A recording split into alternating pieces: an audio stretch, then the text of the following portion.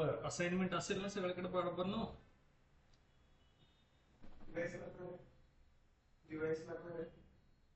Device बघा फक्त प्रॅक्टिकलला लागतं आपल्याला, इतर वेळी फक्त नोटबुक पाहिजे.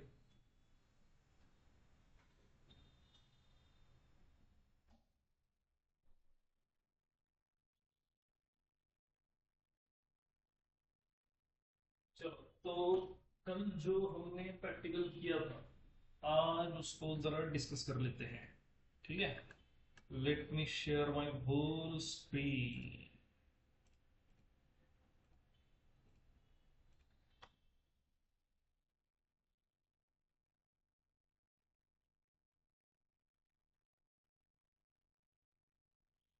बरं बाळा, स्क्रीन विजिबल झाली का बघा.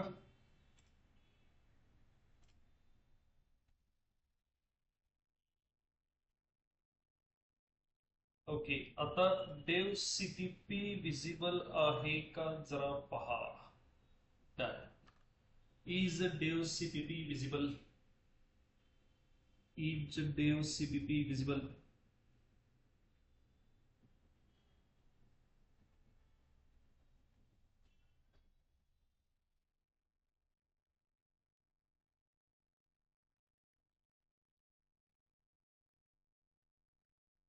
बाळांनो, डेव सीपीपी विजिबल झालं.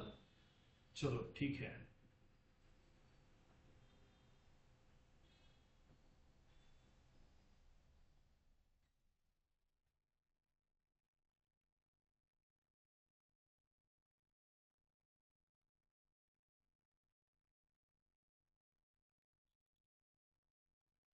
क्वेश्चंस, क्वेश्चन पेपर ओपन करके रखो.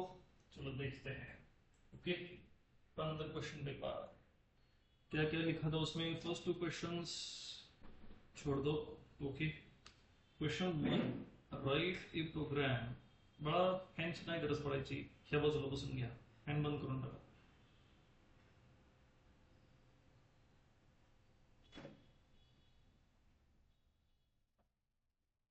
Right a program to declare 3 variables. बर, ये जो थर्ड क्वेश्चन था, लेट्स डिस्कस थर्ड क्वेश्चन.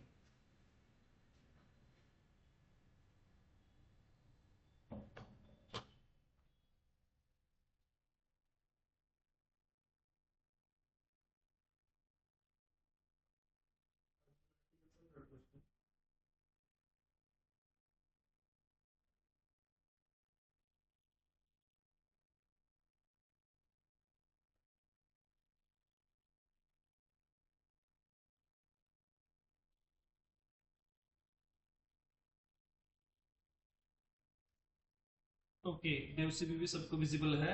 अब प्रैक्टिकल के क्वेश्चंस जो है वो डिस्कस कर लेते हैं. थर्ड क्वेश्चन में था, देखो 3 सीक्वेंसेस हमें स्कॅन करने थे, राइट. ठीक है, तो लेट्स राइट डिफाइन. बळा, फोन पटकन बंद करा, स्विच ऑफ करा, एअरप्लेनवर टाका, बंद करून ठेवा, नोटबुक ओपन करा. शक्यतो फोन बॅगमध्ये ठेवत जा. उद्यापासून तेवढी काळजी घ्या. फोन शक्यतो बॅगमध्ये ठेवा. चलो ठीक है, देखते हैं. So let's go for it. Hash include stdio.h.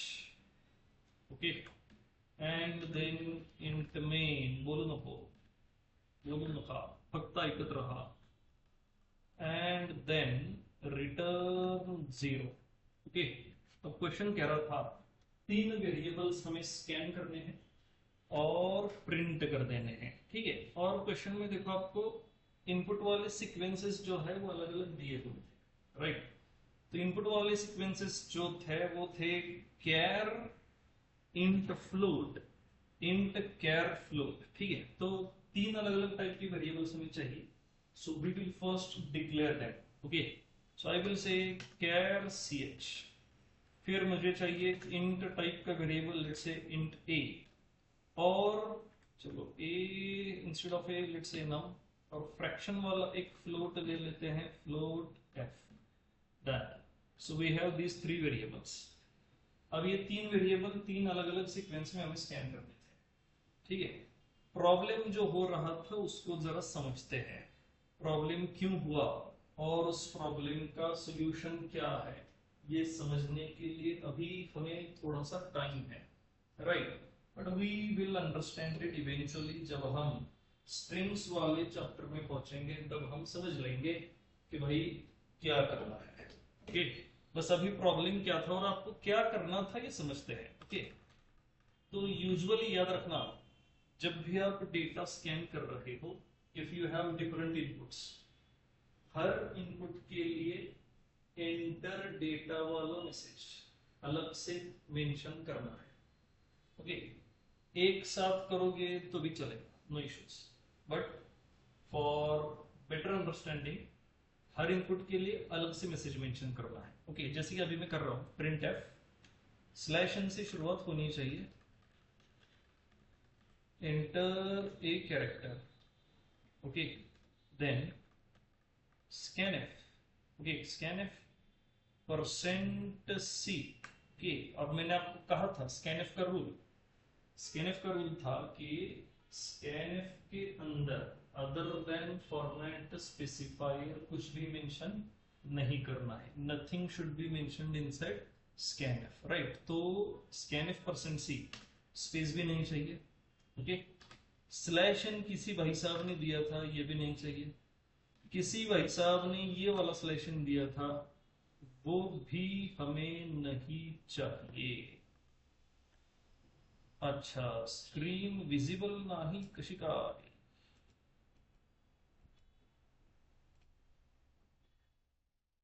बघा रे ऑनलाईन वाले,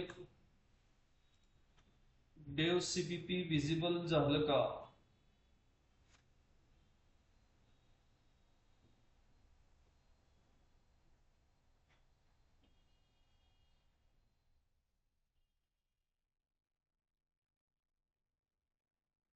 हो गया, चलो ठीक है।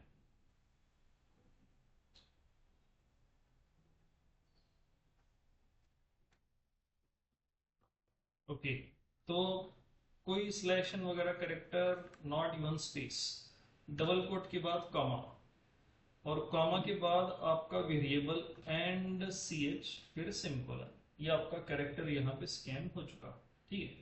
कॉमा के बाद यहाँ आप स्पेसेस दे दो कितनी भी, ये चलेगा, बट डबल कोट के अंदर अदर देन फॉर्मेट स्पेसिफायर कुछ भी मेंशन नहीं करना है। स्पेसेस वैलिड है, काम हो सकता है, स्लैश एन से भी आपका काम बन सकता है, राइट। स्लैश टी, सुन लो सुन लो, स्लैश टी भी आप यूज कर सकते हो, okay, but slash N slash T space all this things ये हमें आउटपुट प्रिंट करते वक्त यूज करनी होती है, आउटपुट को फॉर्मेट करने के लिए, ओके। स्कैनफ जब हम कर रहे हैं, हम आउटपुट फॉर्मेट नहीं कर रहे हैं, हम क्या कर रहे हैं, हम इनपुट स्कैन कर रहे हैं, मशीन वो डेटा लेने वाला है, राइट। हम मशीन को इनपुट देंगे, मशीन वो लेगा, वहां पे मेकअप की जरूरत नहीं होती। मेकअप की जरूरत कब होती है, जब आपको कंसोल पे कुछ प्रिंट करना होता है, इट मींस इन प्रिंटफ। तो ये स्लैश एन स्पेस स्लैश की, ये जो कुछ भी कैरेक्टर्स एक्स्ट्रा वाले आपको दिए हुए हैं, वो सिर्फ आपको प्रिंटफ के टाइम पे यूज करने हैं। You do not need to use them in scanf, scanf में यूज नहीं करना है, राइट। कुछ भी नहीं चाहिए, क्योंकि मशीन आपसे ले रहा है, मशीन जब आपसे ले रहा है तब वहां मेकअप करने की जरूरत नहीं है। जब वो देगा, जब आप आपके यूजर को आउटपुट दिखाओगे, then you have to give, then you have to format, okay. So we have this scanf, यहाँ पे हमने ch को स्कैन किया, अब हम किसको स्कैन करना है, अब हमें इंटीजर को स्कैन करना है। So I will say printf slash N enter a number. अब यहां पर भी हम लिखेंगे scanf %d comma address of num, scanf %d address of num, right. और फिर हमें चाहिए फ्रैक्शन वैल्यू, तो I will say printf slash N enter a fraction value and then scanf %f okay comma address of F, done. तो ये तीन values जो है ये हमने स्कैन कर ली, डन। अब सिर्फ स्कैन करके काम नहीं बनेगा, आपने क्या स्कैन किया, आपने जो इनपुट दिया वो उसने एग्जैक्टली करेक्ट स्कैन किया कि नहीं बच्चों, ये आपको प्रिंट भी करके देखना होगा। So we will say printf. Okay, अब यहां वैल्यूज प्रिंट कर लेते हैं। We have ch is equal to %c, then number की वैल्यू प्रिंट कर लेते हैं। नंबर इक्वल टू कौन सा फॉर्मेट स्पेसिफायर है, %d, okay, and then f is equal to %f, comma variables ch, comma num, comma f, हो गया। ठीक है, अब इसको सेव करना है। रन वाली प्रोसेस याद रखना हमेशा, जब भी लिखोगे पहले सेव करोगे। ओके, रीगल वाला ही फोल्डर है, रीगल वाले फोल्डर में आपको एक नया फोल्डर बनाना था जिसका नाम होना चाहिए असाइनमेंट 1, डन। ठीक है, असाइनमेंट 1 फोल्डर बना, इसको ओपन करो। अब यहां आपको अपने प्रोग्राम का नाम मेंशन करना है। और कल मैंने कई बच्चों का प्रोग्राम नेम देखा जिसमें खुद के नाम दिए हुए थे, खुद के नाम के साथ प्रोग्राम का नाम भी था, क्वेश्चन नंबर था और बीच में स्पेसेस दी हुई थी। तो ये सब नहीं करना है। असाइनमेंट 1 हमने पहले ही लिख लिया है, तो उसके अंदर बस आएगा अभी क्वेश्चन 3, ये क्वेश्चन 3 था, तो question 3 dot C and enter key, और ये आ गया क्वेश्चन 3 डॉट सी। मैंने आपको कहा था जब आप नेम ऑफ प्रोग्राम मेंशन करोगे आपको सिर्फ और सिर्फ अल्फाबेट्स एंड नंबर्स उतना ही यूज करना है। तो क्या लगेगा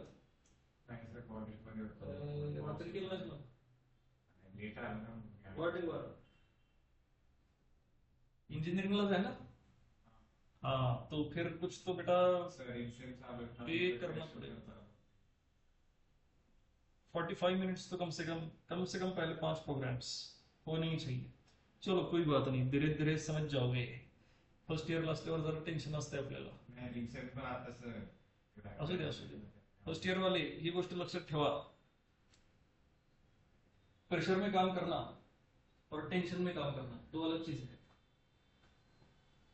हमें प्रेशर में काम करने की आदत होनी चाहिए और टेंशन से हमें दूर रहना चाहिए। ओके, तो बहुत डिफरेंट चीजें। एग्जाम के टाइम पे टाइम बहुत कम है, अब क्या करूं, दैट इज टेंशन। जितना भी टाइम है पूरा यूटिलाइज करेंगे, फिर देखेंगे जो होता है, दैट इज प्रेशर। प्रेशर में काम करने की आदत होनी चाहिए।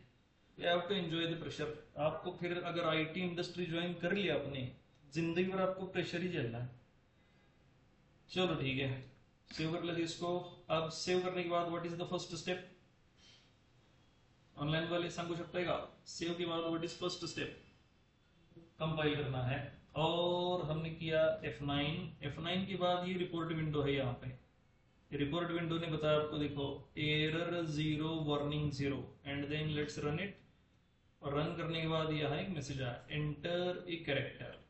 अब कैरेक्टर अगर एंटर करना है, यहाँ कुछ बच्चों की मिस्टेक हुई। मैंने आपको कहा था जब कैरेक्टर वैल्यू मेंशन करनी है तो वो सिंगल कोट में मेंशन करनी पड़ती है, बट सिंगल कोट में जो मेंशन करना होता है वो हमें प्रोग्राम में मेंशन करनी होती है।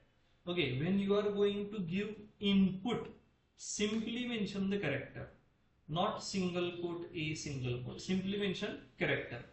पहली मिस्टेक, कौन सी मिस्टेक, ये वाली, नो, ऐसे इनपुट नहीं देना है, इनपुट देना है ओनली ए, डन। ठीक है, दूसरी मिस्टेक, कुछ बच्चों ने ये किया था, कर्सर ब्लिंक कर रहा है तो आदत होती है पहले स्पेस वाली की प्रेस कर देते हैं, space bar, but space is also a character. तो अगर आप यहां स्पेस दे रहे हो तो स्पेस को स्कैन करेगा एज ए कैरेक्टर। ओके, तो स्पेस नहीं देनी है, राइट, सीधे आपको कैरेक्टर दे देना है ए। तीसरा रूल, पहला रूल क्या बताया, कैरेक्टर सिंगल कोट में इनपुट देते वक्त नहीं देना। कब देना है, जब आप प्रोग्राम कर रहे हो, प्रोग्राम में आपको वेरिएबल इनिशियलाइज करना है किसी कैरेक्टर वैल्यू से, तो वो कैरेक्टर वैल्यू सिंगल कोट में मेंशन कर। ओके, प्रोग्राम के अंदर इनपुट देते वक्त सिंगल कोट नहीं चाहिए। दूसरा रूल, इनपुट देते हो पहले स्पेस बार आपको नहीं दबाना है। अगर आप चाहते हो कि इक्वल टू के बाद स्पेस चाहिए, तो वो जो प्रिंटफ है ना वहां पे, enter a number, enter a character, वहीं पे स्पेस को मैनेज कर देना। डन, ठीक है। ओके, तीसरा रूल, हर इनपुट के बाद एंटर की प्रेस करनी है। ये कुछ बच्चे कल भूल गए। हर इनपुट के बाद क्या चाहिए? एंटर की चाहिए। ओके, सो आई प्रेस एंटर की। ओके, एंटर, अच्छा ये स्पेलिंग मिस्टेक होगी, डजंट मैटर, ये भी समझ लो। स्पेलिंग मिस्टेक से कंपाइलर को, एग्जीक्यूटर को कोई फर्क नहीं पड़ता। डबल कोट के अंदर जो लिखा एज इट इज कंसोल पे जाएगा मैसेज, ठीक है। Enter a number, let's enter number 125, enter a fraction value, okay 4.7, done. और ये आपका आउटपुट यहाँ पे प्रिंट हो चुका। अब हमें बस इसका सीक्वेंस चेंज करना था, और मैंने आपको कहा था बस चेक करके देखो। पहले इंटीजर स्कैन करना है, तो इसको यहां से हटाया, लिखा, हो गया, इतना ही था। अब ये जो एक्स्ट्रा स्पेसेस है इन्हें हटा लेते हैं, चलो कोई जरूरत नहीं है। ओके, सेव किया हमने इसको, and then compile. Error 0 warning 0 वाला मैसेज दिखा, एरर 0 वार्निंग 0, ठीक है। लेट्स रन इट, ठीक है। एंटर ए नंबर, तो हमने नंबर दिया 10, राइट। एंटर की प्रेस की, कैरेक्टर भाई साहब ने स्कैन ही नहीं किया, सीधे क्या डिमांड कर रहा है? फ्रैक्शन वाली वैल्यू, और फिर ये आ गया। लेकिन एक बात आप समझो आउटपुट को देख के। ओके, पहले हम कैरेक्टर प्रिंट कर रहे हैं, राइट, पहले कैरेक्टर प्रिंट कर रहे हैं, और देखो जो प्रिंट हुआ यहां बीच में कहीं भी स्लैश एन नहीं, राइट। फिर भी ch और num ये नेक्स्ट लाइन पे आया हुआ है, नोटिस किया? ऑनलाइन वाले नोटिस किया कब? स्लैश एन कहीं भी नहीं है, और बिना स्लैश एन के ऐसे ही नेक्स्ट लाइन पे नहीं आता, कंपलसरी स्लैश एन चाहिए। फिर भी ch के बाद लाइन ब्रेक हुई, मतलब लाइन देखो यहां ब्रेक हुई, ch के बाद n से पहले, यहां कहीं पे तो लाइन ब्रेक हुई। अब वो क्यों हुई ये बस हमें समझना है, बट उसके लिए अभी थोड़ा टाइम, हमें थोड़ा प्रोग्रामिंग के साथ फेमिलियर होना है, थोड़े से एरे समझने हैं, स्ट्रिंग समझने हैं, और फिर हमें इसका रीजन क्लियर हो जाएगा। ओके, मतलब ऑलमोस्ट 1 मंथ टू गो। लेकिन उससे पहले ये दिया क्यों? ताकि आप ये समझो कि whenever you want to scan the character with some other values, जैसे अभी हम स्कैन कर रहे हैं, क्या स्कैन कर रहे हैं? Character, integer, fraction. तो हम कैरेक्टर को इंटीजर और फ्रैक्शन सम अदर वैल्यूज के साथ स्कैन कर रहे हैं। ऐसी बात जब आएगी तो सबसे पहले कैरेक्टर स्कैन करना। सबसे पहले क्या स्कैन करोगे? कैरेक्टर स्कैन करोगे। ओके, ये अभी याद रखना है, इसका रीजन धीरे धीरे आप समझ जाओगे, डोंट वरी। ऑनलाइन वाले कड़ा लगर बाबन, पहले किसको स्कैन करना है? पहले हम कैरेक्टर को स्कैन करेंगे। ओके, चलो अब आगे चलते हैं, let's go for the next code. ठीक है, अब एक डिफिकल्ट कोड कोई भी जो आप नहीं समझ पाए, कौन सा वाला था? हाँ, क्या करना है? 8 और 9। ओके, क्या था 8 एंड 9? आई थिंक वो डिजिट्स कुछ तो बाहर निकालने थे, right. Scan 4 digit number from user, print each of its digit separately. चलो ठीक है, let's talk about it. Print each of its digit separately, let's talk about it. मगर बाबा 4 डिजिट वाला नंबर दिया हुआ है, ठीक है, और एक एक डिजिट उसमें से हमें बाहर निकालना है। Let's say num is the input, okay, और यूजर ने इनपुट दिया 4735। अब आउटपुट में क्या चाहिए? आउटपुट में आपको प्रिंट करना है 5, एक एक डिजिट प्रिंट करना है। ओके, 5 प्रिंट किया, फिर 3 प्रिंट किया, फिर 7 प्रिंट किया, फिर 4 प्रिंट किया, या फिर पहले 4 प्रिंट किया, पहले 7 प्रिंट किया, पहले 3, या और फिर 5, जैसे भी आप चाहो, बस सीक्वेंस रहेगा। या तो आप राइट टू लेफ्ट जा सकते हो, या फिर लेफ्ट टू राइट आ सकते हो, ठीक है। रैंडमली प्रिंट नहीं होगी, चलो मैंने पहले 7 किया, फिर 5 किया, 4 3, नहीं, सीक्वेंस में जाएगा। तो यहाँ पे आपको बस लॉजिक लगाना था, और ये जो ऑपरेशंस है इन दो ऑपरेशन के साथ ही काम करना था। नाउ इफ यू रिमेंबर कि मॉड्यूलस ऑपरेटर किस तरह से काम करता है, देखो मॉड्यूलस ऑपरेटर आपको रिमाइंडर वापस देता है, राइट, मॉड्यूलस ऑपरेटर रिमाइंडर देता है। तो अगर मैंने कहा 25 मॉड 10, तो ये भाई आपको 5 देगा। फक्त समजते का बघा, काही शंका असेल तर विचारा। इफ आई से 235 मॉड 10, तो भी ये 5 देगा। इफ आई से 237 मॉड 10, तो ये 7 देगा। इफ आई से 4735 मॉड 10, तो ये आपको 5 देगा। That will give you 5। अपना काम हुआ, एक डिजिट तो निकला, एक डिजिट निकला कम से कम, ठीक है, ओके डन। तो 5 निकला। अब मुझे चाहिए 3, लेकिन मॉड 10 से 3 नहीं मिलेगा, मॉड 10 से तो 5 भी मिलेगा। लेकिन अगर मैं 4735 से 473 बाहर निकालूं और उस पे मॉड 10 करूं, फिर मुझे 3 मिलेगा। और हम 4735 से 473 बाहर निकाल सकते हैं by performing divide by 10। Okay, so 4735 divided by 10, ये भाई साहब आपको देंगे 473। ओके, तो ये एक ऑपरेशन हुआ। अब नेक्स्ट ऑपरेशन में फिर वही है, 473 मिला। देखो अभी कोड के बारे में हम नहीं सोच रहे, ऑनलाइन वाले, अभी हम कोड के बारे में नहीं सोच रहे। We are just thinking about the operations, कि क्या ऑपरेशन होने चाहिए, फिर हम कोड के बारे में सोचेंगे। ओके, सो 473 मॉड 10 अगर हम करते हैं तो हमें मिलेगा 3। और उसके बाद मैं अगर लिखूं 473 डिवाइडेड बाई 10, तो ये हमें देगा 47। फिर अगर मैं लिखूं 47 मॉड 10, तो ये मुझे देगा 7। और अगर इसके बाद में लिखूं 47 डिवाइडेड बाई 10, तो ये मुझे देगा 4। बघा ऑनलाइन वाले हे कळालं का? बघा ही ऑपरेशन लक्षात आलीत का? पहा, 2-2 चे पेयर्स आहेत और हर पेयर में पहले मॉड 10 फिर divide by mod 10 divide by 10 mod 10 divide by 10।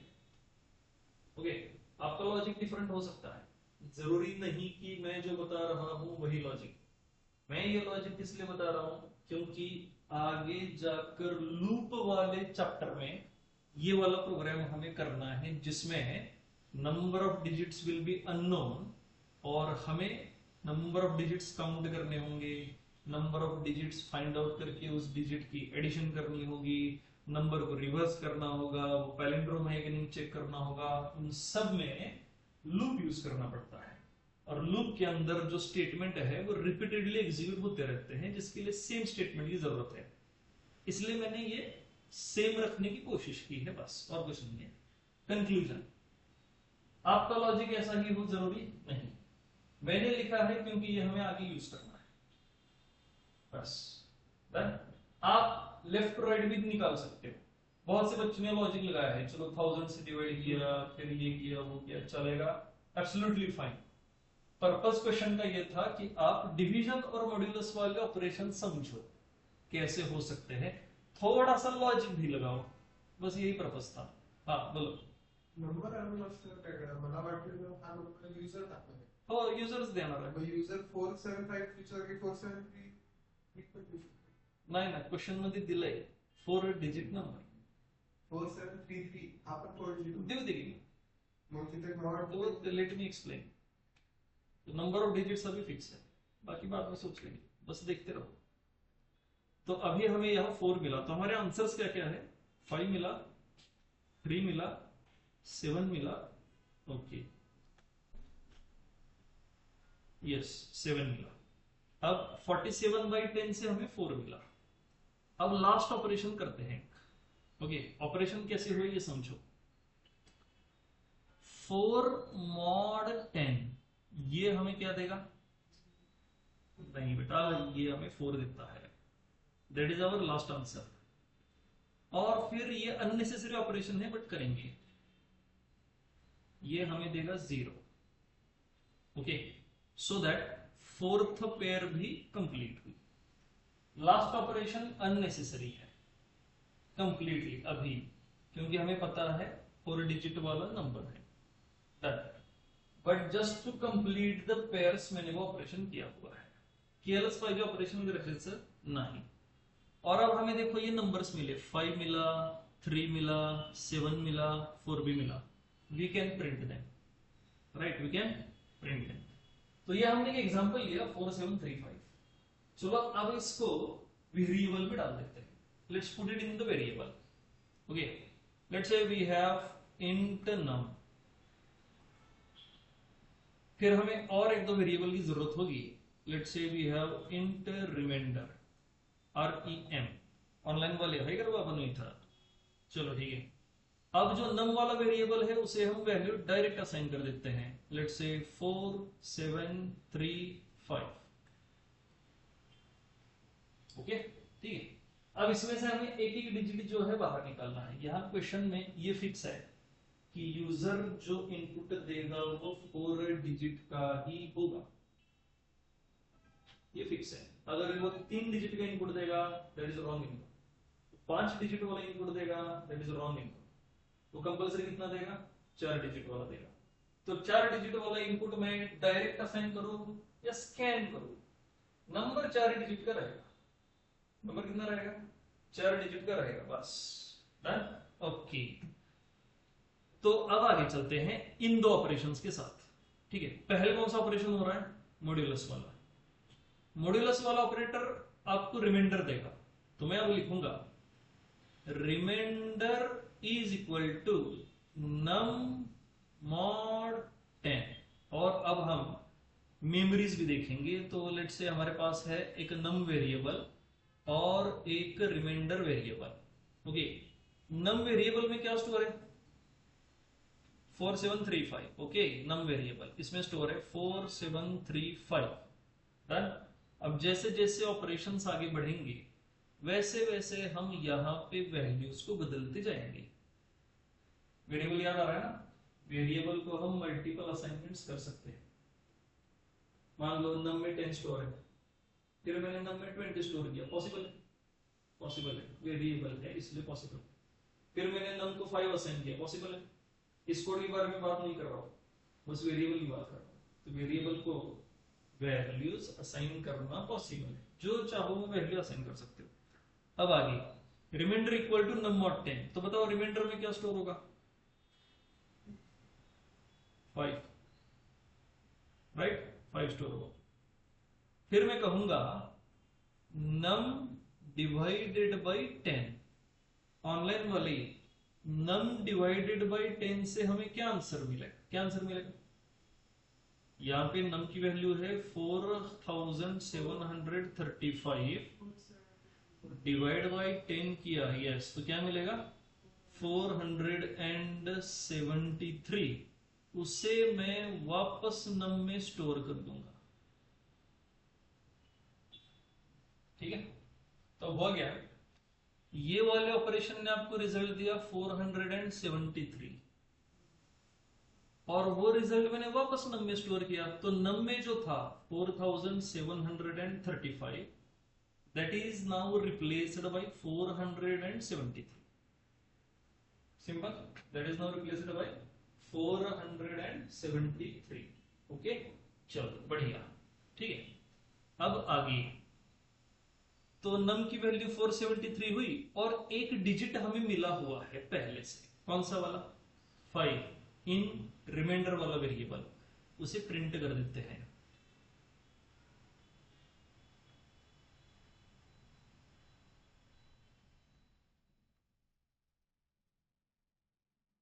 तो ये वाला स्टेटमेंट क्या प्रिंट करेगा, 5, एक डिजिट प्रिंट हुआ। Okay, now we will repeat the process with num.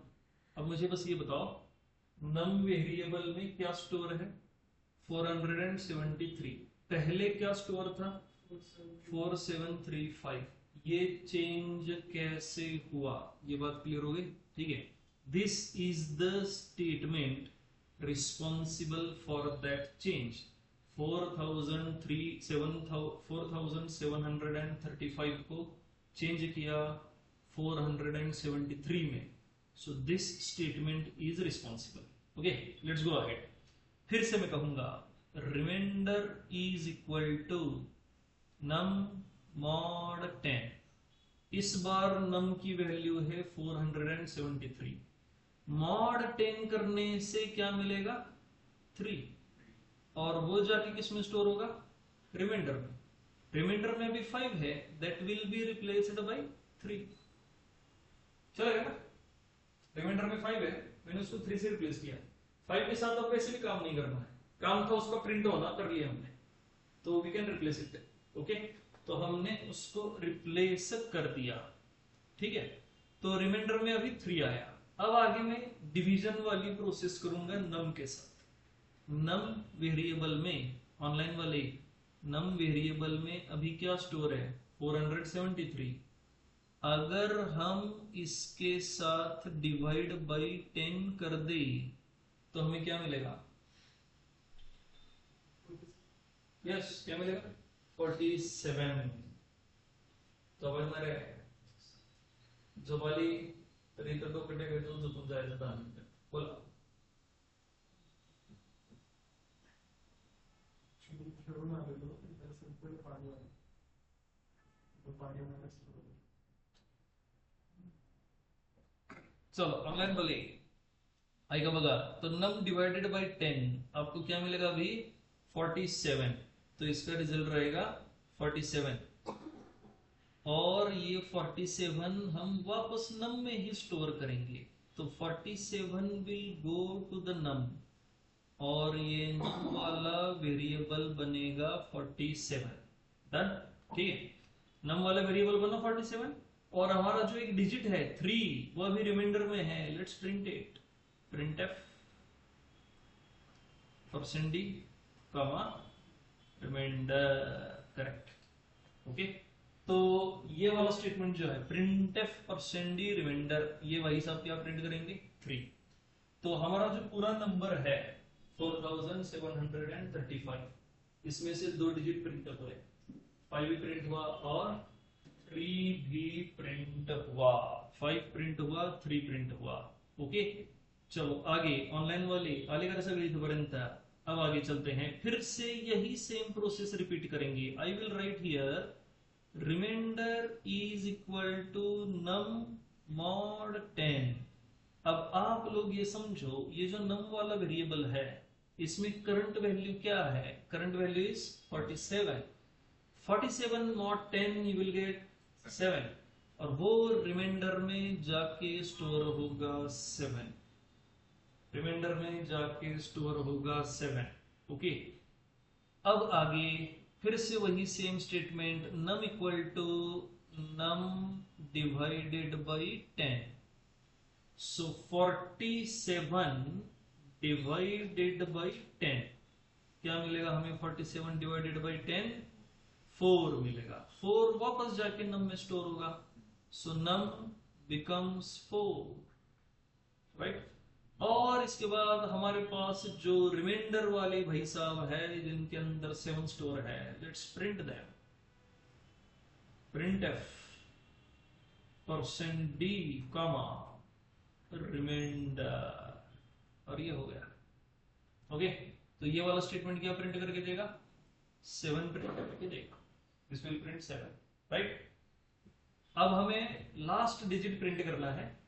Same statements repeat करेंगे नीचे. ओके, रिजल्ट चाहे जैसा भी हो, सेम स्टेटमेंट रिपीट करेंगे. Okay, so I will write here again remainder is equal to num mod 10. But what is the current value of num? 4. Correct. Okay. So what is 4 mod 10? 4 होता है. 4 को 10 से divide करके quotient 0 मिलेगा, reminder 4 मिलेगा. Okay, तो reminder जो है वो अब बना 4. अब आगे सेम स्टेटमेंट रिपीट करेंगे. Num is equal to num by 10. अब सोचो नम की करंट वैल्यू 4 है. 4 डिवाइडेड बाई 10 क्या मिलेगा? अब 0 मिलेगा और आपके नम वेरिएबल की वैल्यू हुई 0, नम इज 0। तो इधर ऑब्वियसली में गुना होता है जब नम 0 होता है, that is the condition of loop. चलो वो लूप में देखेंगे। और फिर अपना अगली statement print F percent D कमा remainder. What is value in the remainder right now? 4. So this statement will print 4. हो गए 4 डिजिट प्रिंट हुए। हमें पहले से बताया था क्या 4 डिजिट है, तो 4 डिजिट के लिए कोड लिखा, मेन फंक्शन कंप्लीट हुआ, रिटर्न 0, मेन कंप्लीट, बात खत्म। Done.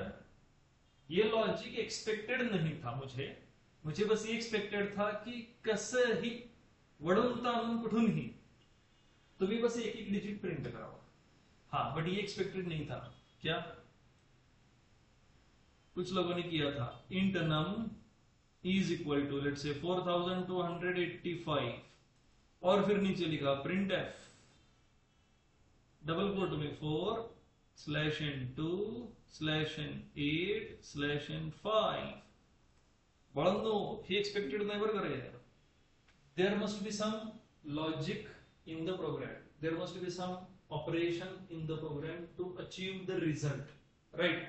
That is not expected. No, not at all, not at all. ये नहीं करना है, ठीक है। चलो आगे चलते हैं। तो क्या एक्सपेक्टेड था समझ गए। अब यहां मैंने नम को डायरेक्ट वैल्यू असाइन की है। एक्सपेक्टेड क्या था क्वेश्चन में कि 4 डिजिट वाला नंबर यूजर से स्कैन करो।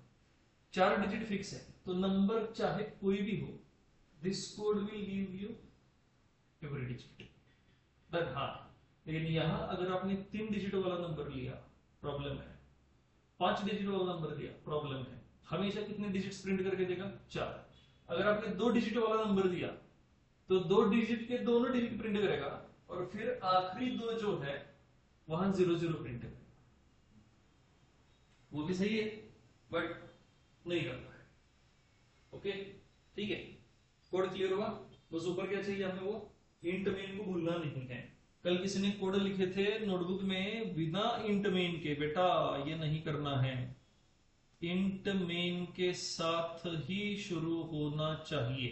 Okay, you can skip return 0 by considering कि रिटर्न 0 हम प्रोग्राम में लिख लेंगे जब हम कोड कर रहे हैं, बट इंट मेन को नहीं भूलना है। हमेशा आपका प्रोग्राम इंट मेन के अंदर होना चाहिए। डन। ये वाला क्लियर हुआ। ऑपरेशन कौन से किए ये समझ गए कि नहीं, लिख लो। विथ ऑपरेशंस है, विथ ऑपरेशंस कोड भी लिखना है, फिर साथ में एक नंबर कंसीडर करके आपको ऑपरेशन भी करने हैं। ऑनलाईन वाले करार बाबांनो, कंटाळी जण अजिबात लिहायला 400 पेजेसची नोटबुक लिहायची आपल्याला, लिहा लवकर लवकर आणि थोडं फास्ट लिहायची सवय लावायची रे, फास्ट लिहायची सवय लावायची। 2.5 महिन्यात सिलेबस संपवायचा आहे। लिहायला करू नका, ती सगळी रेडी ठेवायचं बाबा पिन काढून।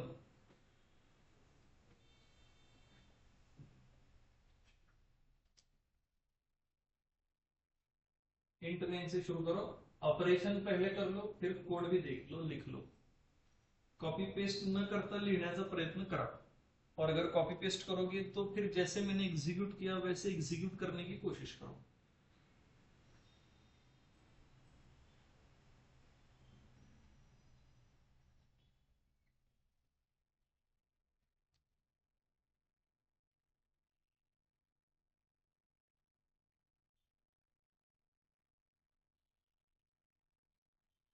ऑनलाईन वाली ऐकू येते का बाबा सगळ्यांना व्यवस्थित? स्क्रीन विजिबल आहे का पहा, ऐकू येते का बघा।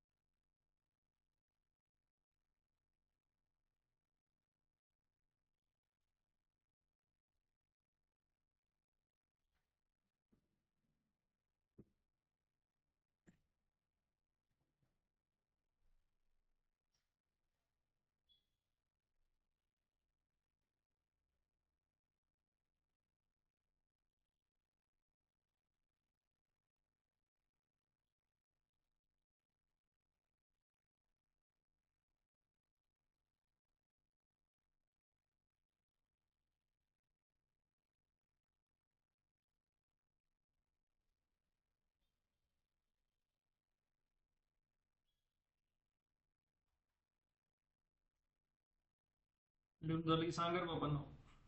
ऑनलाईन वाले लिहून झालं की सांगा.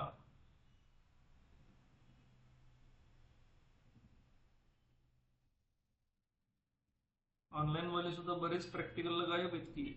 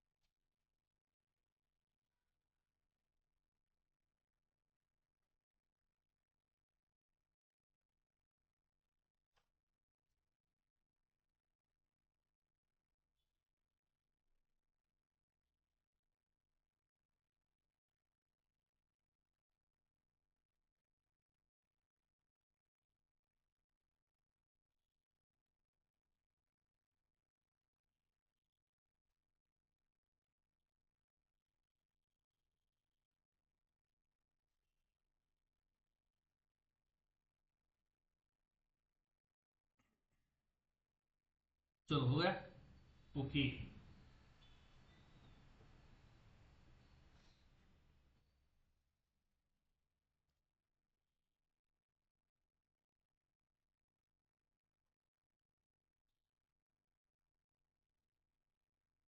चला आता जाऊया पुढे. झालं का बाबांनो? चलो देखो. और एक क्वेश्चन था सेल्सियस टू फ़ारेनहाइट.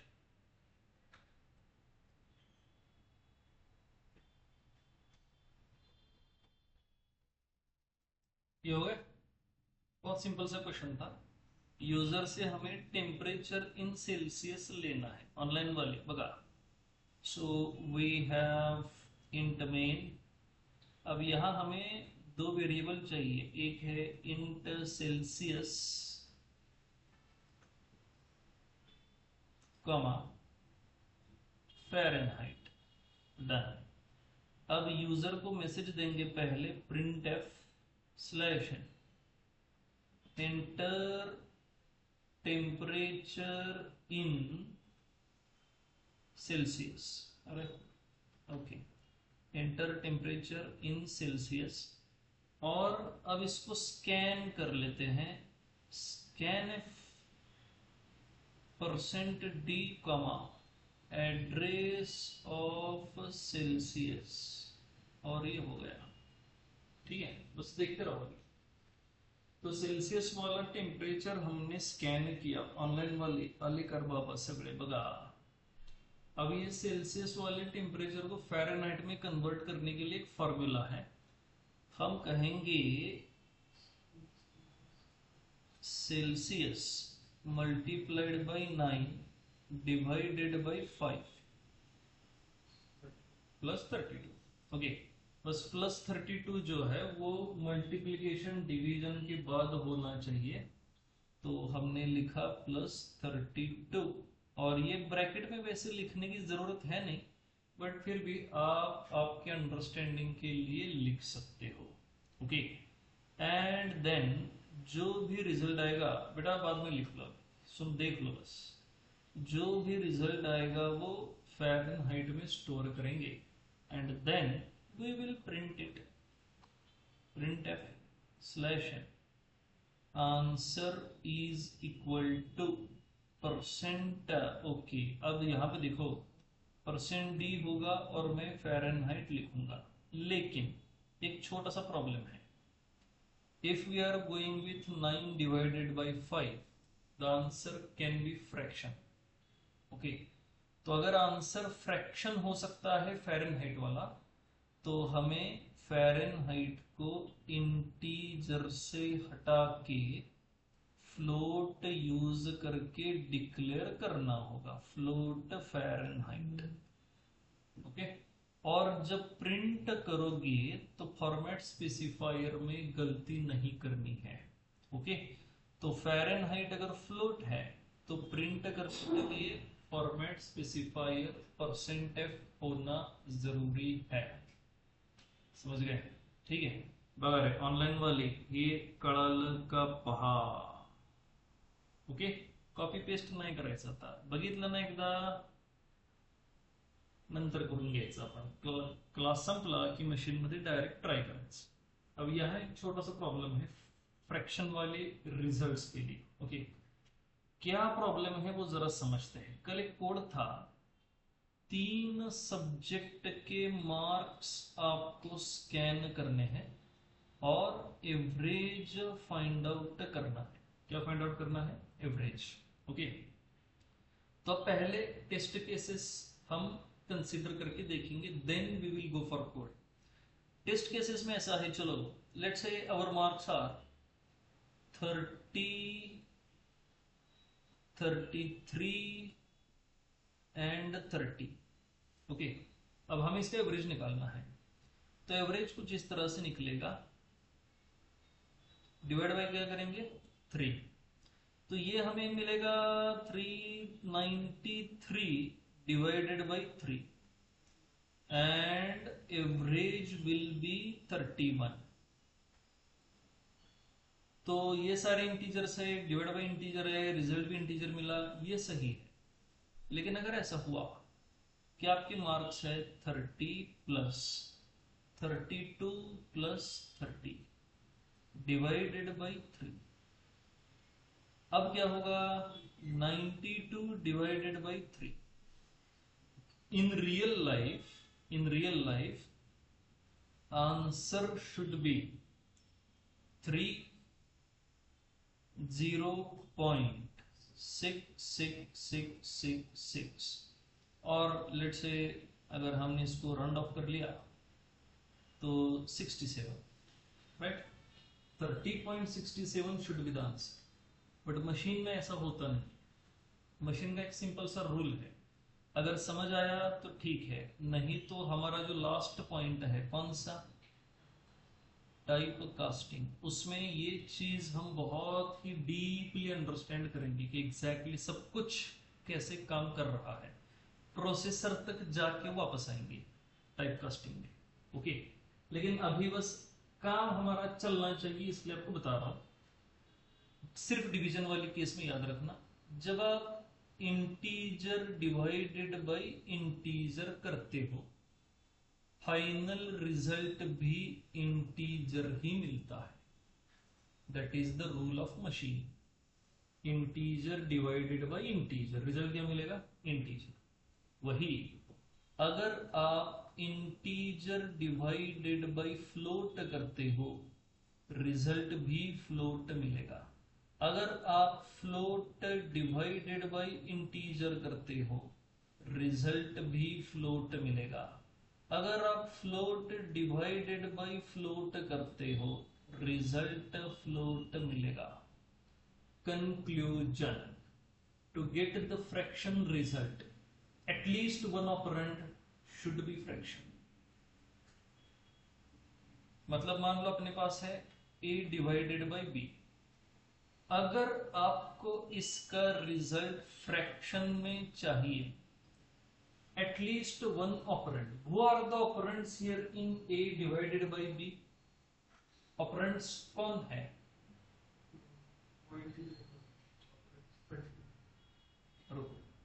शांत हो, शांत। a डिवाइडेड बाय b, इसमें ऑपरेंड कौन है? A B, correct. Okay, online वाले करते करे, a डिवाइडेड बाय b में ऑपरेंड्स कौन है? a b, बस। अब रूल क्या कहता है? To get the fraction result at least one operand should be fraction. Clear? Simple सा स्टेटमेंट है, इसको याद रखना है। To get the fraction result at least one operand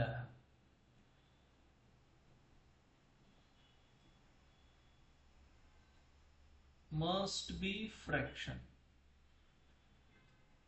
done? तो a by b अगर कर रहे हो, b should be fraction और a should be fraction, both of them should be fraction। अगर दोनों इंटीजर रहे तो रिजल्ट क्या मिलेगा? इंटीजर ही मिलेगा। दोनों इंटीजर रहे, रिजल्ट इंटीजर ही मिलेगा। ओके, तो अब सोचो, अगर मैं 92/3 मशीन में करूं तो रिजल्ट 30 मिलेगा या 30.67 मिलेगा? 30 मिलेगा। Integer divided by integer, result is integer. To get the fraction value, क्या बताया था मैंने? At least one operand should be fraction. तो इधर यू कैन गो विथ 92.0/3 और you can go with 92 divided by 3.0। अब 92 को 0.0 नहीं कर सकते क्योंकि वो तो एडिशन वेरिएबल में स्टोर होगा ना, तो उधर 0.0 नहीं लगा सकते, तो 3 को 0.0 लगा सकते हैं। ओके, तो रूल बस ये है, to get the fraction result at least one operand must be fraction. तो आप कोड लिख लेते हैं इसका। ठीक है, कोड में आपके पास रहेगा इंट मेन, और मेन फंक्शन में आपके पास होगा एक int, let's say subject1। Online वाली लक्ष्य हमारे subject2 एंड subject3, subject1 2 3। फिर जो एवरेज फाइंड आउट करेंगे वो मुझे फ्रैक्शन चाहिए। ठीक है, तो मैं कहूंगा फ्लोट avg। अब मैंने यूजर को मैसेज देना है printf। ठीक, चलो एक काम कर लेते हैं, let's go with this. So int subject1 subject2 subject3, right. और फिर हमें क्या चाहिए?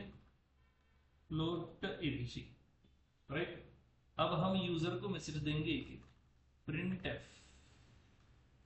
Slash enter 3 subject marks। Done. ठीक है, अब ये 3 सब्जेक्ट के मार्क्स में क्या कर देने हैं? स्कैन करने हैं, राइट। सीक्वेंस समझ रहे हो नहीं? कल किसी भाई ने पहले एवरेज कैलकुलेट कर लिया, हाइस करवा तू आज तो कौन होता संगत बसत नाही, मला भी माहित नाही। तो भाई साहब ने, जैसे मैंने आपको लास्ट टाइम बताया था कि हम पहले क्या करते हैं, जो चीजें पसंद नहीं वो पहले खा जाते हैं, और जो पसंद है वो आराम से ऐड दें थोड़ा थोड़ा थोड़ा थोड़ा करके खत्म करते हैं। भाई ने वही किया, average is equal two divided by 3। Okay, average तो चलो कैलकुलेट हो गया, अब सब्जेक्ट के मार्क्स स्कैन करते हैं। नहीं चलेगा आइतिस्कार बाबा, ये नहीं चलेगा। Okay, you have to go with the sequence. If you want to find the average तो पहले मार्क्स स्कैन करने पड़ेंगे, फिर उनकी एडिशन करनी पड़ेगी, फिर डिवाइड बाय 3 करके आपको एवरेज मिलेगा। पहले ही एवरेज फाइंड आउट करके फिर मार्क्स स्कैन करना बेटा। रियल लाइफ में जो सीक्वेंस होता है वही आपके इंस्ट्रक्शन का सीक्वेंस प्रोग्राम में भी होना चाहिए। ठीक है, राइट। ओके, तो let's say we have float average enter 3 subject marks, और फिर मैं कहूंगा scanf %d comma address of subject1 comma address of subject2 comma address of subject3। 3 subject के मार्क्स हमने स्कैन कर लिए। Let's perform their addition. Okay, तो addition करके सीधे डिवाइड बाय 3 कर लेते हैं, और फिर जो भी रिजल्ट आएगा वो avg में स्टोर करेंगे। तो एडिशन होगी subject1 plus subject2 plus subject3 divided by 3। अगर मैं कर दूं तो अब मुझे ये बताओ, करेक्ट फ्रैक्शन वाला रिजल्ट मिलेगा या इंटीजर वाला मिलेगा? इंटीजर वाला रिजल्ट मिलेगा। ओके, एवीजी फ्लोट रहने दो, इससे कोई लेना देना नहीं है। ऑपरेंड एटलीस्ट 1 फ्रैक्शन होना चाहिए, समझ रहे हो या नहीं? एटलीस्ट 1 ऑपरेंड क्या चाहिए? फ्रैक्शन। तो हमने लिखा subject1 2 3 एडिशन की divided by 3.0। We will go with 3.0। Okay, और फिर एवीजी को प्रिंट कर देते हैं। अब एवीजी अगर प्रिंट करना है, ऑनलाइन वाले लक्ष्य आहे कर तुमचं, अगर एवीजी प्रिंट करना है तो ये भी जो आपका फ्रैक्शन है, फॉर्मेट स्पेसिफायर क्या चाहिए हमें, average is equal to percent F कमा एवीजी। ओके, और ये हो गया डन, रिटर्न 0 यहां लिखा हुआ है। Okay, program completes here, right. Sequence और फ्रैक्शन वाले रिजल्ट, ये थोड़ी सी चीजें आपको याद रखनी। चलो सीक्वेंस तो समझना है, फ्रैक्शन वाला रिजल्ट कैसे मिलेगा इसको याद रखना है। कब तक याद रखना है, up to type casting. Type casting में सब क्लियर होगा, फिर कोई भी डेटा टाइप आए आसानी से जो चाहो वो रिजल्ट जनरेट कर सकते हो, no problem at all. Okay, तब तक याद रखना फ्रैक्शन वाला रिजल्ट चाहिए, at least one operand should be fraction. अब यहां पे देखो subject 1 plus subject 2 plus subject 3, इसे हम फ्रैक्शन नहीं बना सकते। यू कैन डू दिस 0.0 नहीं होगा ना, राइट। इसलिए किसको बनाया, 3 को हमने फ्रैक्शन बना दिया। ठीक है, अब रिजल्ट चेक कर लेते हैं। सेव किया मैंने इसको, कंपाइल। ओके, एरर 0 वार्निंग 0 यहां दिखेगा, एरर 0 वार्निंग 0, और फिर रन। इंटर 3 सब्जेक्ट मार्क्स, ठीक है। पहला इनपुट, पहला मार्क, पहला इनपुट, उसके बाद क्या प्रेस करना है, एंटर की। याद रखना स्पेस से भी काम होगा, स्लैश टी से भी काम होगा, बट अभी तक हम वहां तक गए नहीं है। ओके, जब टाइम आएगा तब हम ये चीजें भी यूज करेंगे, लेकिन अभी हर इनपुट के बाद क्या चाहिए, एंटर की। फिर दूसरा इनपुट 32, एंटर की। फिर तीसरा इनपुट 30, अब एंटर की प्रेस करेंगे, एवरेज प्रिंट होगा। एवरेज कैसे आएगा बताओ, अभी फ्रैक्शन में आएगा कि इंटीजर में आएगा, 3.0 किया हुआ है तो फ्रैक्शन आएगा। ओके, और मैंने प्रेस किया एंटर की, एंड सी 30.6666। यही अगर आप ये करते तो रिजल्ट जनरेट होता 30। अब वो फ्रैक्शन एवीजी फ्रैक्शन है करके 30.000, बट ये दोनों इंटीजर है ना, एडिशन भी इंटीजर, डिवाइड बाई 3 भी इंटीजर, तो रिजल्ट भी इंटीजर। तो वो कुछ इस तरह से आएगा, देखो पहला इनपुट था 30, 32, 30 एंटर, एंड एवरेज इज 30.000। ये नहीं चाहिए, we don't want it, right. क्या चाहिए, एवरेज 30.666। तो रूल बहुत सिंपल सा है, कुछ भी चीजें याद नहीं रखनी है, कुछ भी एक्स्ट्रा समझने की अभी कोशिश नहीं करनी है। रूल बहुत सिंपल सा है, at least one operand should be fraction and your result will be fraction. Done, ठीक है। ओके, फ्रैक्शन वाला फंडा क्लियर हो गया सबको। चलो अब आगे चलते हैं। अब आगे जो लास्ट क्वेश्चन था, जो थोड़ा डिफिकल्ट था, addition of 2 values without using plus operator. Okay, जब लेक्चर शुरू है, नो मैटर व्हाट, बस बात नहीं करनी है, थोड़ा सा डिसिप्लिन अपने ठेवायला पाहिजे। Okay, so let's say we have int a is equal to 5 and b is equal to 7। okay, a equal to 5, b equal to 7। अब हमें इनकी एडिशन करनी है विदाउट यूजिंग प्लस ऑपरेटर। थोड़ा मैथमेटिक्स है, समझ जाओगे। we have int आंसर, और ये बहुत सिंपल सा कोड है, answer equal to a plus b and then printf answer. pf answer का मतलब होता है printf answer equal to %d comma answer. But मैं हर रोज अगर ये लिखने लगा तो अपना सी वाला जो कोर्स है वो 4-5 महीने तक चलेगा। तो फिर धीरे धीरे मैं ये लिखना शुरू करूंगा, PFANS मतलब printf आंसर। डन, कोड में जब लिखोगे आपको ये नहीं लिखना है PFANS, आपको प्रॉपर लिखना है printf, ये सिंपल है, ठीक है। अब ये तो बहुत सिंपल है एडिशन, बट क्वेश्चन क्या कहता है, प्लस वाला ऑपरेटर नहीं चाहिए टू मेक एडिशन। तो फिर यहां पे हमें मैथमेटिक्स पता होना चाहिए। a माइनस माइनस बी क्या होता है, a प्लस बी। तो बस आपको यही करना था, 2 वैल्यू स्कैन करो यूजर से और इधर कर लो a माइनस माइनस बी और एडिशन हो जाएगी। डन, ठीक है, ये नोट कर लो। ये फ्रीक्वेंटली आस्क्ड क्वेश्चंस है एप्टीट्यूड में और इंटरव्यूज में, लिख लो। ए माइनस माइनस बी।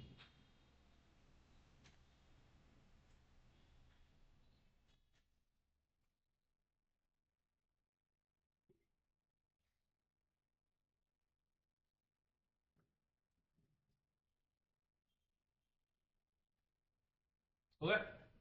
ठीक है, ओके। तो असाइनमेंट कल की जो है वो हम डिस्कस कर चुके हैं। अब थोड़ा अपने ऑपरेटर्स को लेकर आगे चलते हैं, राइट? कौन कौन से ऑपरेटर्स हमने देखे ऑनलाइन वाली लिए लेकर बाबा ना। बाकी तो वो एरिया वगैरह कैलकुलेट करना था, that was simple, right? Rectangle और सर्किल के साथ आपको काम करना था, वो हो चुका। अब आगे चलते हैं। हमने ऑपरेटर्स देखे कौन कौन से। पहला देखा assignment, and you guys are familiar with assignment operators. दूसरे देखे arithmetic, and you people are familiar with arithmetic operators also. और इसके बाद अब तीसरे आएंगे कंपैरिजन ऑपरेटर्स। ओके, ये है less than equal to, greater than equal to, not equal to. ये जो एक्सक्लेमेशन मार्क है दैट इज नॉट। ओके, जांभई आली, झोप आली, घाबरायचं नाही, लाजायचं नाही, ह्या गोष्टी नॅचरल आहेत, ह्या मी समजू शकतो. अगदी झोप आली तिथं भिंतीला डोकं टिकून झोप काढा, 10 मिनिटं चांगलं असतंय, फ्रेश वाटतं. ओके, मला काही सुद्धा प्रॉब्लेम नाही, unless and until you start snoring. घोरायला लागल्यावर मात्र प्रॉब्लेम आहे. चलो ठीक है, and then exactly equal to. Okay, so these are the comparison operators. We use them to compare two operands to find out the relation between them. Okay, relation मतलब हमें बस चेक करना होता है दो operands. Is A less than B, is A greater than B, is A exactly equal to B. ये relations हमें देखने होते हैं. These are basically conditions. ये सारी क्या है? ये कंडीशंस है. ओके, तो इन कंडीशंस को क्रिएट करने के लिए हमें कंपैरिजन ऑपरेटर की जरूरत है. ठीक है, ओके. सो लेट्स से सी में एक रूल है, हर एक वैल्यू या तो ट्रू वैल्यू होती है या फिर फॉल्स वैल्यू होती है. Every value you write is either a true value or a false value. Okay, मान लो जैसे आपने वैल्यू लिखी सिंगल कोट में a, पता है आपको, आपने लिखा 10, आपने लिखा 5.9. all these are values, they are either true values or false values. अब आपको समझना है कौन सी वैल्यूज ट्रू वैल्यूज है, कौन सी फॉल्स है. तो ट्रू वैल्यू का सिंपल सा रूल है, every non-zero value is a true value. every non-zero, कोई भी ले लो, जो भी आपके दिमाग में आ रहा है जो जीरो नहीं है वो ट्रू है. That -5 true value, 5 true value है, सिंगल कोट में ए ट्रू वैल्यू है. ओके, किसी वेरिएबल का एड्रेस वो भी ट्रू वैल्यू है. कोई डबल कोट में लिखा हुआ message, that is also true value. 5 true value, -5 true value, 0.005 true value. Okay, done. Address of where true value, address ही है ना वो, address is also value, that is true value. Okay, so every non-zero value is what? True value. Only 0 means false value. So if I write 0, what does that mean? It means false value. 0 का मतलब क्या है? False value. And which value is true value? Every non-zero value is true value. जो भी आपके दिमाग में आएगा जो 0 नहीं है वो true value, वो क्या है? वो ट्रू. समझ रहे हो? ठीक है. अब ये ट्रू एंड फॉल्स जरूरी क्यों है? तो प्रोग्रामिंग लैंग्वेजेस में जितनी भी कंडीशंस होती हैं कंडीशन, जैसे कि is A less than B condition है। अगर ए लेस देन बी हुआ I will go to Pune, नहीं हुआ I will go to Mumbai. Condition है, right. A less than B condition पे कुछ रिजल्ट्स डिपेंड कर रहे हैं। तो ऐसी जो कंडीशंस है, ऐसे कंडीशन के रिजल्ट्स या तो ट्रू रहते हैं या फिर फॉल्स रहते हैं। और ऐसी कंडीशंस बनाने के लिए हम क्या यूज करते हैं? कंपैरिजन ऑपरेटर्स यूज करते हैं to create the conditional statements. Condition वाले स्टेटमेंट्स, कौन सी कंडीशन वाले statement? Is A less than B, अगर हाँ तो, नहीं तो। Is a value of A exactly equal to 10, अगर हाँ तो ये, नहीं तो वो। क्या मेरे मार्क्स ग्रेटर देन 40 है? क्या मेरे मार्क्स ग्रेटर देन 40 है? अगर हाँ तो मैं पास हूं, ना तो मैं फेल हूं, राइट। तो ये सारी चीजें क्या है? All these are conditions, and to create the conditions we use comparison operators. To create the conditions we use what? Comparison operators. Okay, अब हमें सोचना है what are the results of that condition. तो हर कंडीशन के बस दो result होते हैं, कौन से? या तो वो कंडीशन सही है या फिर वो कंडीशन गलत है, दूसरा ऑप्शन ही नहीं होता उनके पास। समझ रहे हो? या तो कंडीशन क्या है? सही है, या फिर वो कंडीशन गलत है, यानी वो कंडीशन या तो ट्रू है या फिर फॉल्स है। समझ गए कि नहीं? अब यहां कंपैरिजन ऑपरेटर्स क्या कहते हैं समझो। ओके, चलो इससे पहले ये बताओ कंपैरिजन ऑपरेटर किस लिए यूज होंगे, ये बात समझ गए? Okay, we use them to compare two operators, sorry two operands, to compare two operands.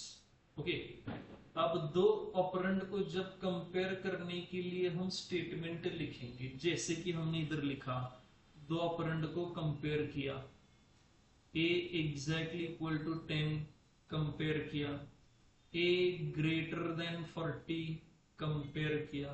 Okay, तो जब आप ये कंपैरिजन वाले ऑपरेटर्स यूज करके स्टेटमेंट बनाते हो, इसे कहते हैं कंडीशन। क्या कहते हैं? कंडीशन। ओके, अब हर कंडीशन के दो ही रिजल्ट्स हैं, या तो ट्रू या तो फॉल्स। मतलब जब कंपैरिजन ऑपरेटर यूज करोगे उसके दो ही रिजल्ट्स होंगे, या तो ट्रू होगा या फिर फॉल्स होगा। डन? या तो क्या होगा? ट्रू या फिर फॉल्स। ट्रू यानी कौन सी वैल्यू? Non zero. फॉल्स यानी कौन सी वैल्यू? जीरो। फॉल्स यानी जीरो। डन? तो अब हमें बस ये समझना है कंपैरिजन ऑपरेटर्स हमें रिजल्ट क्या दे रहे हैं अगर हम उन्हें यूज करें अपने एक्सप्रेशन में।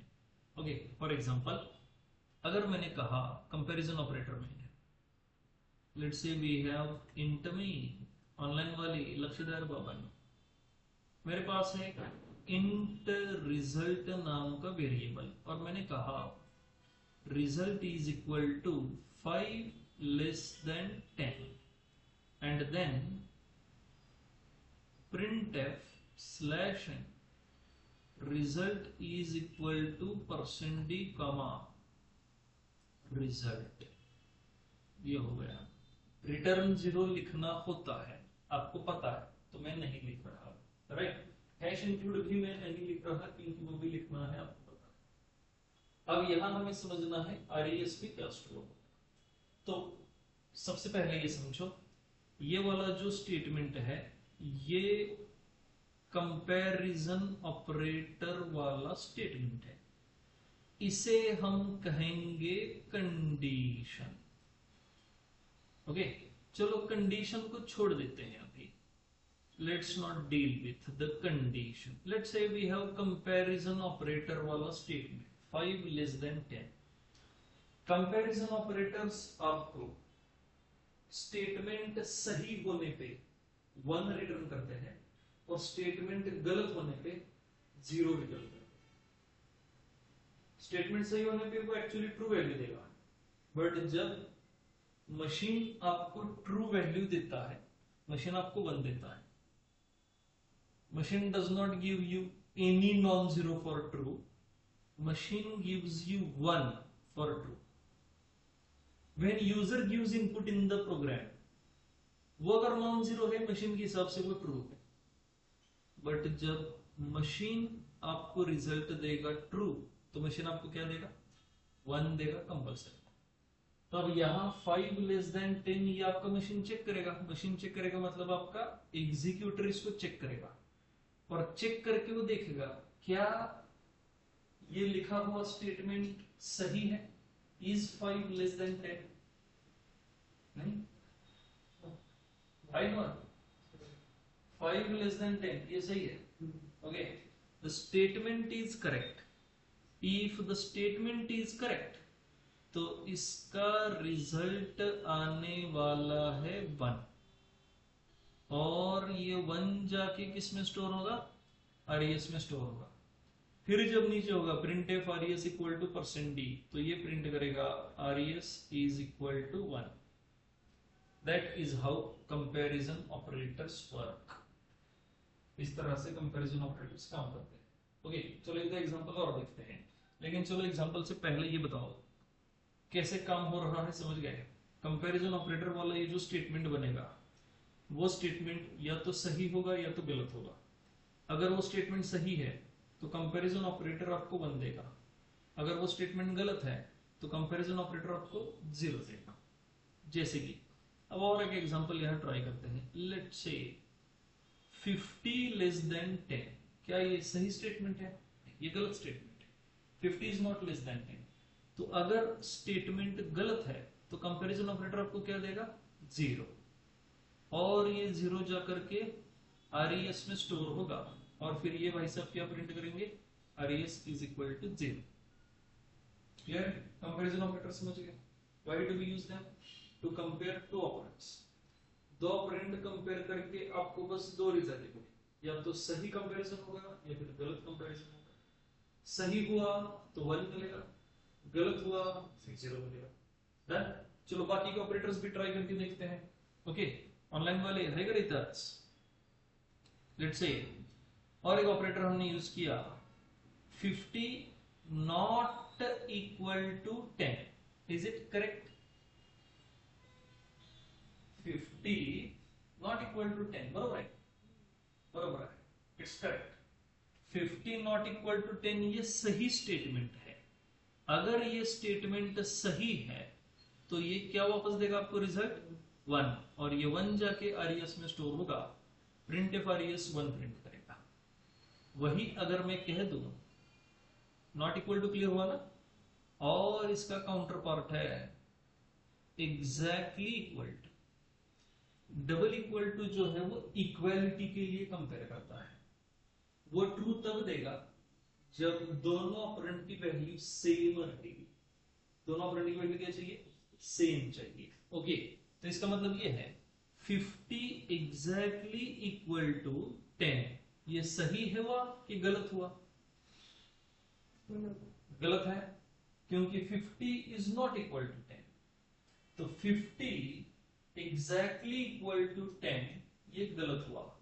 इसका मतलब इसका रिजल्ट क्या आएगा, 0, यानी फॉल्स रिजल्ट है। और ये 0 जाके किस में स्टोर होगा, आरईएस में स्टोर हो जाएगा। क्लियर हुआ? डन? कंपैरिजन ऑपरेटर समझ गए? चलो एक बार ट्राई करके देखते हैं यहाँ। Okay, so let's say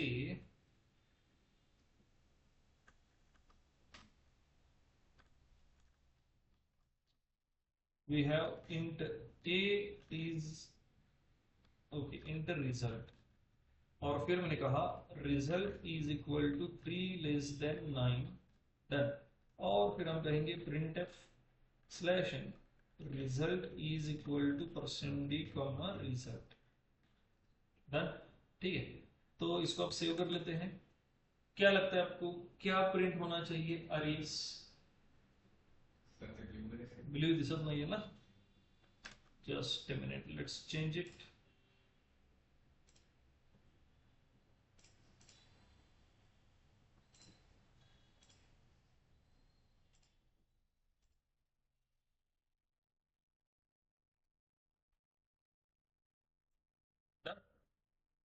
okay, क्या रहेगा रिजल्ट अभी?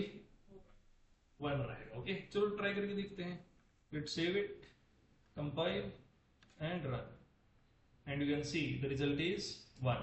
ओके, चलो एक और एग्जांपल ट्राई करके देखते हैं। Let's do it. ओके, तो अब मैंने कहा 13 less than 9, what do you think अब क्या प्रिंट होना चाहिए? दूसरा वाला रिजल्ट 0 प्रिंट होना चाहिए। 13 लेस देन 9 ये फॉल्स है, राइट? तो हमने कंपाइल किया इसको एंड रन, और सेकंड वाला रिजल्ट यहाँ क्या प्रिंट हुआ? 0 प्रिंट हो चुका, राइट? चलो आगे। अब मैंने कहा नॉट इक्वल टू 9। ओके, यहाँ एक बात समझो, नॉट इक्वल टू एक साथ होने चाहिए। If you go with this that will generate error, ऐसे नहीं चलो। ये ही ऑपरेटर है नॉट इक्वल टू, तो दोनों क्या चाहिए? एक साथ होना जरूरी है। तो यहां एग्जीक्यूशन कैसे हो रहा है ये बात समझ गए कि नहीं? ठीक है, असाइनमेंट ऑपरेटर भी है और नॉट इक्वल टू भी है। Not equal two is different from assignment operator. Assignment operator क्या करता है? राइट वाली वैल्यू लेफ्ट में स्टोर कर देता है। तो असाइनमेंट के राइट में जो स्टेटमेंट है, एक्सप्रेशन है, उसे हमें पहले एग्जीक्यूट करना है। तो असाइनमेंट के राइट में अभी कौन है? 3 नॉट इक्वल टू 9। तो 3 नॉट इक्वल टू 9 पहले एग्जीक्यूट होगा। क्या रहेगा इसका रिजल्ट? 1 रहेगा, क्योंकि ये सही स्टेटमेंट है। और ये 1 जाके किस में स्टोर होगा? आरईएस में। मतलब तीसरा आरईएस जो है it should generate 1। Okay, it should print 1। चलो सेव कर लेते इसको, कंपाइल किया एंड रन, और रन करने के बाद ये क्या प्रिंट हुआ? 1 प्रिंट हो गया। ठीक है, that is not equal to. और एक आखिरी हम ट्राई करके देखेंगे एग्जैक्टली इक्वल टू के लिए। Let's say 3 exactly equal to 3। Okay, बराबर कोड समझते? 3 एग्जैक्टली इक्वल टू 3। यहां पर भी क्या होगा? यहां पर भी ये वाला स्टेटमेंट पहले एग्जीक्यूट हो जाए, और फिर इसका रिजल्ट असाइनमेंट के लेफ्ट में स्टोर होगा। तो क्या लगता है, ये वाला आपको 1 देगा कि 0 देगा? इक्वल है दोनों, और डबल इक्वल टू वही चेक करता है। लेफ्ट एंड राइट अगर इक्वल रहा तो 1 देगा, नहीं तो 0 देगा। Okay, so let's save it, compile and run. Okay, 1011 last वाला जो अरियस है उसने आपको 1 रिजल्ट दिया। तो कंपैरिजन ऑपरेटर जो है वो क्लियर हो गया। क्या करता है कंपैरिजन ऑपरेटर? दो ऑपरेंड को कंपेयर करता है। अगर वो कंपैरिजन सही रहा तो आपको 1 मिलेगा, अगर वो कंपैरिजन गलत रहा तो आपको 0 मिलेगा। इन सी, और एक अलग से रूल देखा था, in C every non zero value is true value and only 0 means false value. Done? चलो अब लिख लेते हैं। लिखो कंपैरिजन ऑपरेटर्स, कंडीशन वगैरह बाद में सोच लेंगे। कंपैरिजन ऑपरेटर टाइटल लिखो, उसके आगे पहले सारे ऑपरेटर्स लिखो, फिर नीचे थ्योरी लिखेंगे, फिर थ्योरी के बाद एग्जांपल लिखेंगे।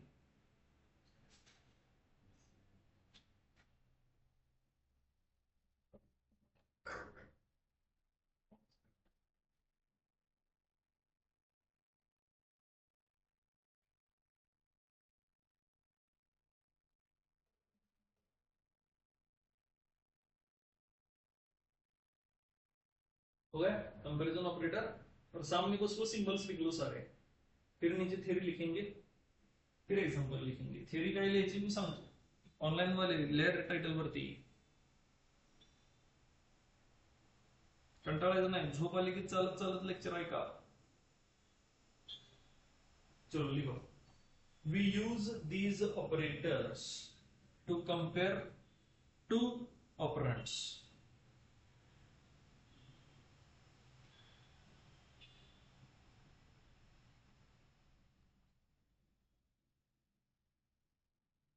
If, उसके आगे कंटिन्यू करना, if comparison is correct, if comparison is correct, then if comparison is correct, then it returns 1, bracket में लिखो true value, then it returns 1। Bracket में लिखो true value, and if comparison is wrong,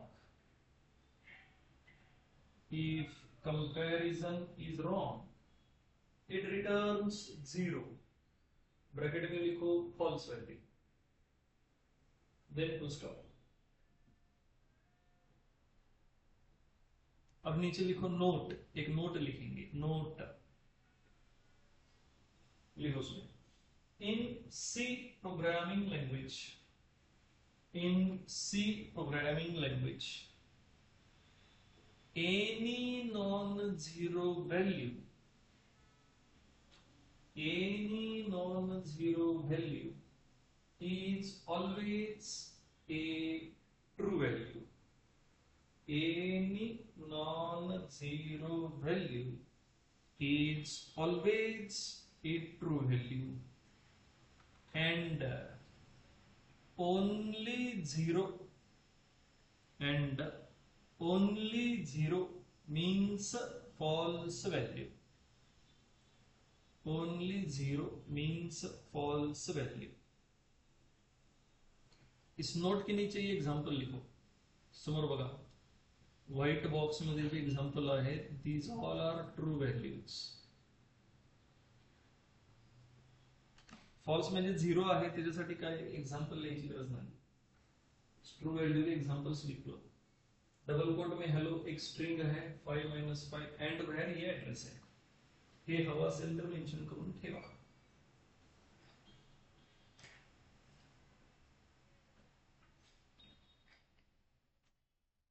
divided मध्ये 0 मध्ये true value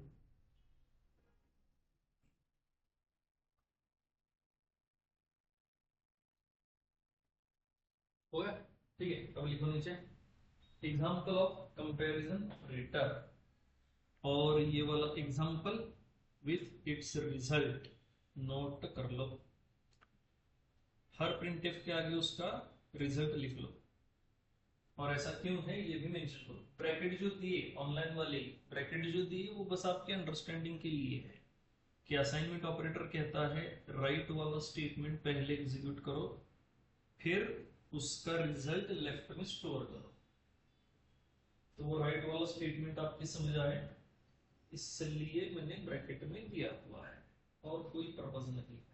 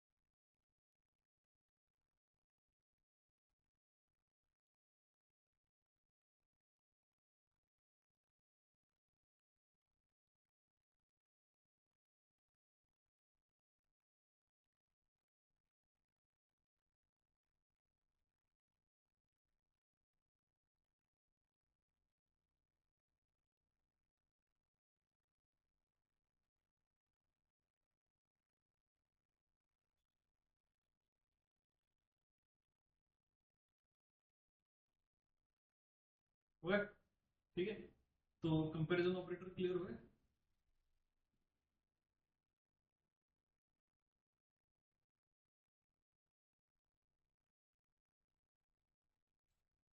online थोड़ी लिहून ठेवा रे व्यवस्थित, मिस्टेक्स करू नका। और ये जो भी हम ट्राई करके देख रहे हैं सब कुछ मशीन में आप लोग ट्राई करके देखा करो।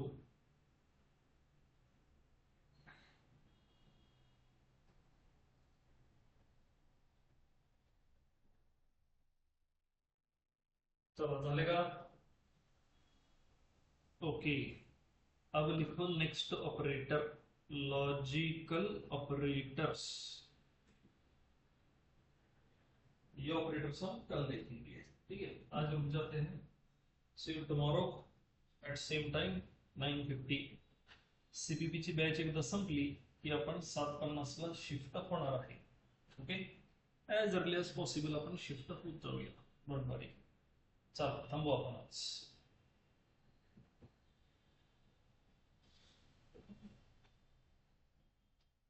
ये लग रहा है